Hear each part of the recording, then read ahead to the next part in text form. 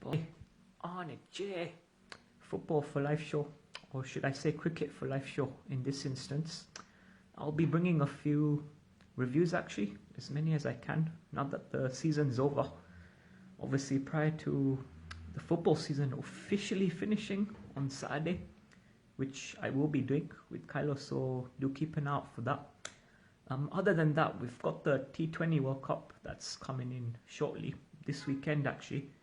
And in addition to that, we also do have the Vitality Blast, aka what I call the Holy Grail in England at least.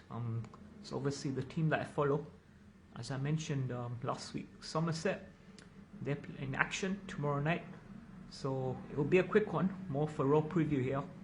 Nothing too lengthy or long. So I just want to make my game week prediction for that as we open up the campaign against Essex tomorrow at home in Taunton, where we will be returning to blast action since July last year.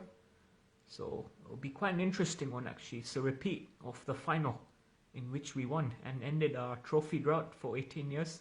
So happy days. I'm hoping we can open up the account tomorrow with obviously a victory over the finalists from last year, whom we actually face off against. So literally the last fixture, for us at least, is the first one this coming season.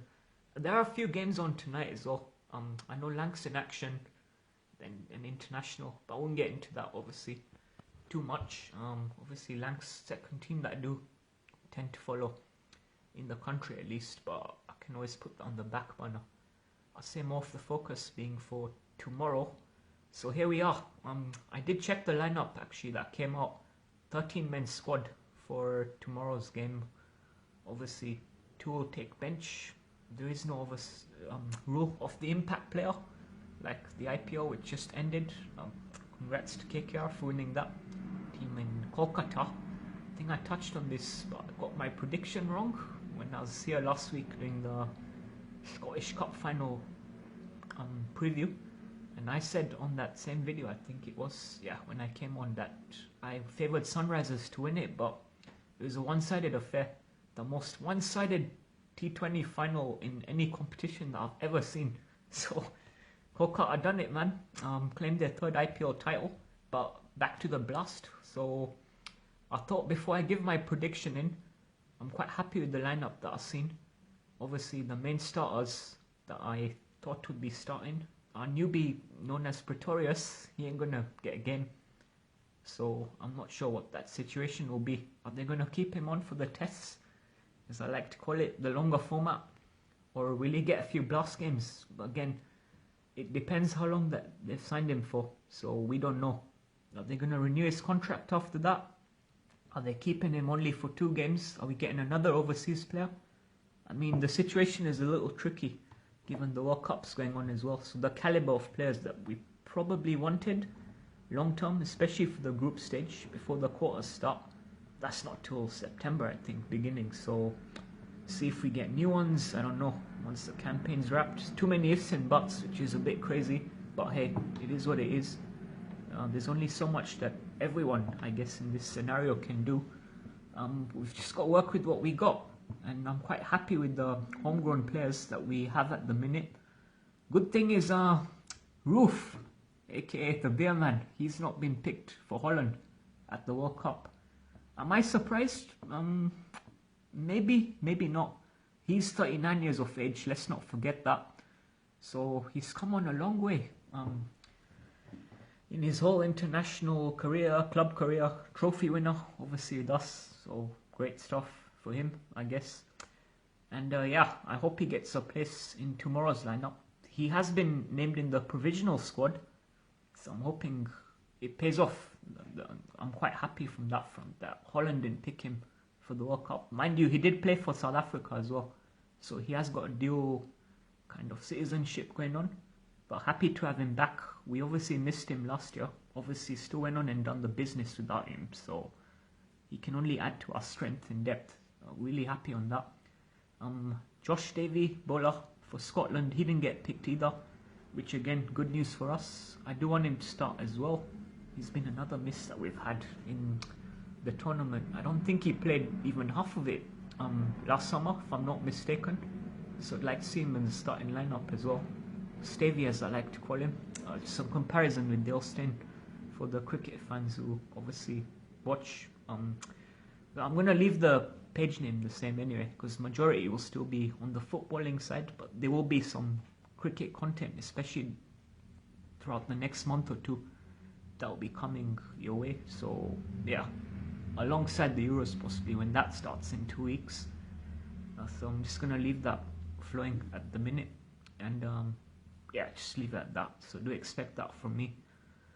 But yeah, so obviously back to the game. Essex, they've lost Lawrence, prolific opener. Obviously Slurry have nicked him now. So at least one less thing for us to worry about as the opponent as we go up against them. Home pitch as well, be pretty quiet though. I'm not confident with this Taunton crowd, even though it's a Friday evening. I've seen higher games, much more prolific ones at stake, and where the crowd has been quite silent. Ever since that game against Lancs at home, anyway. That quarter-final was a really good turnout in atmosphere. I was really impressed in 2021. But then ever since, I don't know what's happened. So I was going to say since COVID, but actually now, because 2021 was when crowds just came back after it, and they were quite decent as well. The atmosphere was quite banging, I must say. Pretty lit. Not like, oh, amazing, as Taunton used to be, but still very good. And ever since, it's been on the decline. So I don't know if it comes back or not, but without getting too much into that again. So yeah, pretty much the lineup speaks for itself. We've got Smeed starting as an opener with Banton, cartoon character with Reed, as I like to call him. Will Smeed, that is. It's kind of left me on the fence for now, so I won't comment too much on him, but they have most likely he's going to get picked for the starting 11. Let's hope he fires. Banters, aka Tom Banton. Hopefully he'll get off to a good start as well in the opener. Literally the game as well, open the innings. He does tend to do quite well in the group stages, so keep my confidence up on that. And then Kola Cadmo should come in at 3. I guess I hope he fires, because he hasn't been doing too well in the PSL, Pakistan Super League. So I don't know how to feel about. On English pitches, especially last season, he's really performed well. And he does turn up in group games, probably not just in a knockout game when it's crunch time. So obviously, I'll have him at 3. I just hope he picks up from there. I mean, he got a little stint in the IPL as well. The Indian Premier League. Rajasthan just chucked him in there during crunch time. And he hardly, I don't even think he played one group game, which was very weird, in my opinion at least. So the fact that he just got in there, I don't know if it was due to an injury or what, but yeah, I think Abel comes in at 4. I'm hoping he picks up form. He wasn't that impressive last year, but overall, as a reliable batsman, I definitely rate him. So again, I'm hoping he picks his form up. And then at 5, Dixo, aka Sean Dixon, very humble guy by the way. When I lifted the trophy with him after we won it, mind you, thanks to him, due to his 2 match-winning performances, both in the semi and the final actually. So credit to him for that. Showed up when it mattered most. Again, having him back in the lineup for the group games. He was okay in the group stages, few good knocks here and there, but when it really mattered, he stepped up. So let's hope that the rest fire, if not him, tomorrow, and we'll see what happens. So I got him at 5, and then I put Gregory at 6, the captain. Hopefully continue that momentum from last year, bring it to this season, and see what we can achieve, how far we can go. I think pretty much we should be doing well, especially now that we've got that trophy out of the way. Something I, by the way, thought I'd never see in my life. So here we are, innit? 7, I put Green, Ben Green, who I think should have actually been picked for that international tour of the Caribbean, but the ECB, the less said the better. I'm not going to get into that now, but those of you who know, you know. So, you know, when incompetence comes in the way, a lot of things can happen. So he deserved a call-up, I think, anyway. And a lot of fans that I spoke to actually agreed with this. Neutrals as well. not just the Somerset fans, but there were other fans, like I think one Middlesex fan said the same thing. A bit frustrated. Few of his county players weren't picked either. That did deserve a shout out to get a call up in the national team for a tour. But hey, it is what it is. Again, I put Overton at 8. Craig Overton, he has featured for England before on a few occasions, so he is a cap player. And then Beerman, Rolly off Roof, I've got to pronounce it, Vandermauer. I'll put him at 9. Obviously, we've got him quite handy with the spin. Now for 10, I don't know if Ball, who he signed from, trying to remember what county, was it Nottinghamshire? Maybe if he gets a start, but I'm thinking over Davy, aka Stavey, as I said at the beginning. I'm not sure, but we'll see how that one pans out. So either one, I mean, you know, I'll just take that as it comes. And then we've got the overseas signing that we've had this year. He did play for my main club that I follow, Mumbai. So he played for them. He was alright. I'm not very hyped to this signing, but let's see. Same thing I said for Penners last year.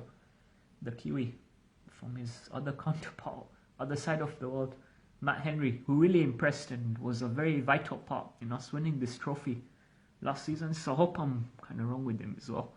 But yeah, I'd say that's most likely going to be the pick. I am fine with that lineup anyway. Lammer's in the provisional squad as well. Tom Lammonby, who by the way didn't seem very friendly, but that's on a personal level. If he performs, I'm happy with that. That's all we need. I don't know if he'll be picked. I don't think he'll be picked anyway. But we'll see what happens anyway. I won't look too much into the opposition lineup. Just see what they bring out there. Hope that we can beat them, get over the line, open our account on the very first game. So yeah, I'm going to predict a win for us. I'll go Somerset to win this game. Probably about 20 odd runs if we bat first. And if we bat second with, an over or 2 left. But yeah, I'll back the boys, get the business done. A repeat of the final last year. And yeah, on a high from there. And then Surrey next. We will try and do a review on that one. Maybe on the day before the game when I link up with Tabs, because we're actually watching that game live. So fingers crossed, let's get the job done. And yeah, any other updates will be shared on here, I guess. So keep an eye out for that. And looking to share it on Football Overseas as well. Will come up there, so keep an eye out for that channel as well. And yeah, not much more to say really. But until next time, we'll be back. Been your boy, Arnie J, Football for Life show. Till next time, peace out.